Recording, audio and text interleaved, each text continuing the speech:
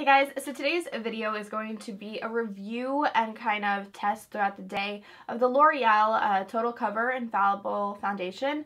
So I'm not sure if this is available in stores yet because honestly I went to a couple of my stores like locally and they just don't have them. So I ordered it on Amazon, so if you're interested you could probably find it on Amazon, but I'm going to tell you right now, not the biggest fan, but we'll try it out. So this is the shade 307 Sand Beige and 308 Sun Beige. So the way that I pick this out, especially online or in stores, I know that I'm usually like a warmer tone of beige. So I picked those two colors just because I wasn't sure what the difference between sand and sun. Just so you know, sun is a little bit warmer and sand is a little bit more gray toned. Now I don't have all of the colors because I personally don't need them all, but there's a couple of YouTubers out there who have swatched every shade in the collection. So I would recommend that you check them out because I'm sure that they're out there. I do want to tell you guys the comparison between this and one of my favorites, which is the L'Oreal Infallible Pro Glow. Now just keep in mind, I do have dry skin. If you have oily skin, I would definitely recommend the Pro Matte. But the Pro Glow is one of my favorite foundations. It is just such a great formula.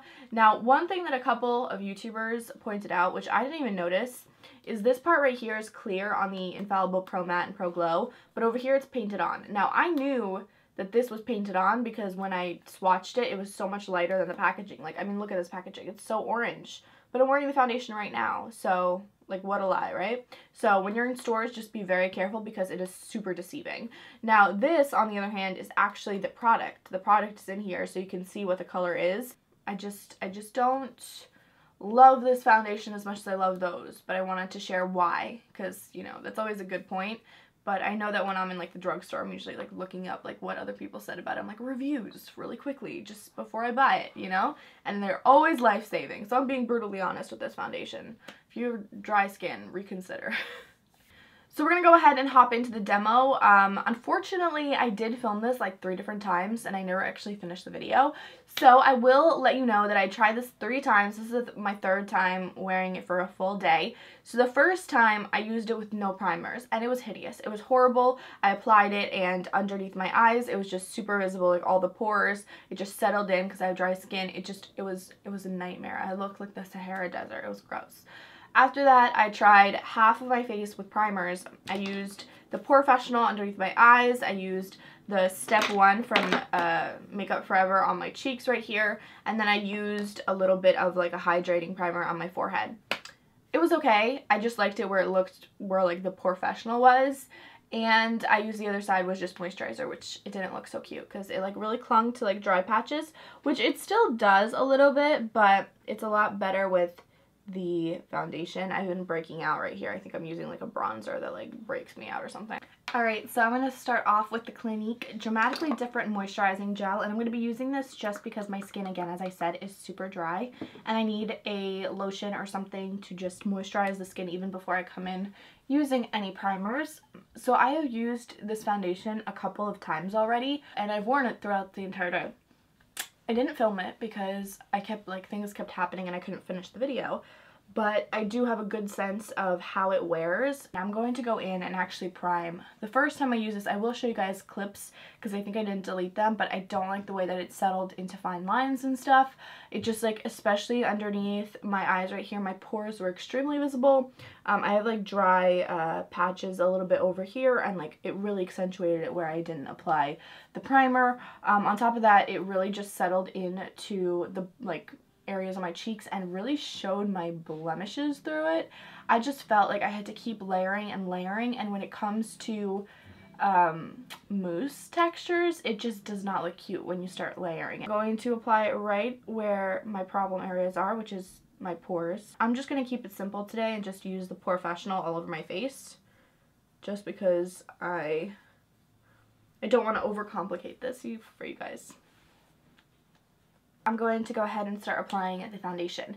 Now I'm going to tell you honestly, when I applied it with a beauty blender, I did not like it that much. So I'm going to be using my NYX 03 brush. I prefer this one a lot of the times, especially for moussey textures. It just can handle it a lot better, so that's my recommendation to you if you're stuck with this foundation because you bought it. But the nozzle is pretty interesting too. It's like this like tiny thing and it makes farting noises every time you use it. I'm going to go ahead and use the darker shade and mix that with the lighter shade. So I'm going to tap a little bit on my face.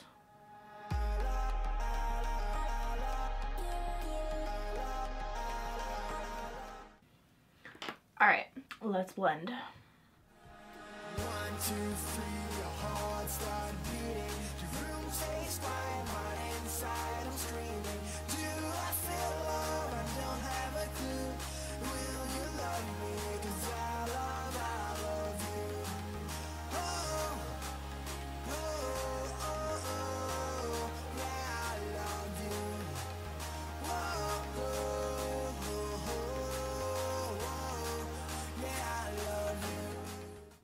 So it actually is really apparent, especially when you're using a mousse texture, how it just doesn't blend as easily. It starts to look patchy, like especially right here. Do you see this? Like it's just not blending out as well as a liquid foundation would have.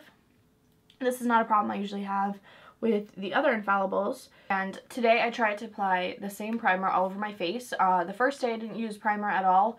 The second time I did primer on half my face, but I used different types of primers on my face, and the other side was just moisturizer. So I have a good understanding of how this foundation works. So let me tell you right now that applying it with the Porefessional from Benefit has made it significantly better. I'm going to not contour. I'm not going to apply blush. I'm just going to apply a little bit of concealer under my eyes and put on my mascara. I feel like sometimes when you throw powders in and stuff like that, it just, like, you can't see how the foundation wears itself. Like, you start seeing how the bronzer and stuff wears. Alright, so currently it is 11:40. I will be checking in with you guys in a couple of hours. I'm not sure when, whenever I get a chance. But hopefully it still lasts and looks pretty good. Alright, hey guys, so I'm checking in really quick. Oh my gosh, I don't even know what time it is. I'll have to insert the timestamp. I'm pretty sure it's 3 o'clock because we're about to go ice skating. But I just went, like, shopping. And I blew my nose and a little bit of the foundation came off. I'm going to show you guys, like, really close. You can see it's kind of patchy, especially on the cheeks. There's, like, a really big, like, I feel like it oxidized a little bit. But I'm not too happy with how it looks. I don't know, I feel like it could have been a lot better. It just doesn't look blended, and I don't know. Can you guys tell in this lighting? I definitely feel like right here it's super dry. I'm not loving it. Alright, so I'm popping in right now. It is 11 o'clock at night. So I've been wearing this for about 10 hours now. Let me tell you, it's a disaster on my skin. It's a really, like, patchy right here, and I don't even know what the reason for that is. It just looks really awful. It, like, looks like it oxidized just right here. And I feel like I blended it pretty well. My forehead, it's not really covering much. Everything that's on my chin is practically gone. And again, there's more splotchiness right here on my cheek, and it just feels like it's clinging to dry patches. It just looks really, really wrinkly right here, even though initially it looked okay. And it just feels like it's basically gone around the borders of my face, and I didn't even wear a hat or anything today. Do you see this dry patch right here? It's just like, it's not cute. Like, you can tell the outline right here where it oxidized more. It clung to dry patches like crazy. And it's not cute. It's a disaster on my face. I can't wait to get it off. It feels kind of dry. I mean, it doesn't feel heavy. Like some foundations you can feel, but I think that's because I wore a primer before it. But, like, seriously, like, my chin is completely gone. So overall, I just don't like this foundation. I feel like it's not up to par with the other ones. Like, L'Oreal, what did you do?